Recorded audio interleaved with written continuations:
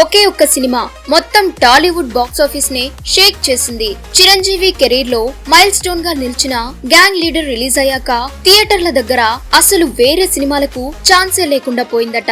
అప్పట్లో super star Krishna, rebel star Krishnam Raju కలిసి నటించిన ఇంద్రభవనం కూడా రిలీజ్ అయింది. కానీ గ్యాంగ్ లీడర్ మానియా ముందు ఆ సినిమా పూర్తిగా డీలా పడిపోయింది.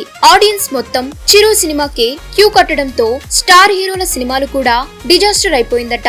కానీ ఇక్కడే అసలు ట్విస్ట్ ఉంది. రాజేంద్ర ప్రసాద్ నటించిన కామెడీ మూవీ ఇద్దరు పెళ్లాల ముద్దుల పోలీస్ మాత్రం గ్యాంగ్ లీడర్ తుఫాన్ ని కొంతవరకు తట్టుకొని డీసెంట్ హిట్ అయింది. అసలు అప్పట్లో గ్యాంగ్ లీడర్ క్రేజ్ ఎంత ఉందంటే తెలుగు సినిమా రికార్డులన్నీ బ్రేక్ చేసి ఇండస్ట్రీ హిట్ గా నిలిచింది. మరి ఇప్పుడు ప్రశ్న ఏంటంటే ఆ రేంజ్ బాక్స్ ఆఫీస్ విధ్వంసం మళ్ళీ ఏ హీరో రిపీట్ చేస్తాడు?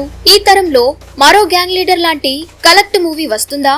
మరిన్ని ఇంట్రెస్టింగ్ మూవీ అప్డేట్స్ కోసం వెంటనే మన ఛానల్ ని సబ్స్క్రైబ్ చేసుకోండి.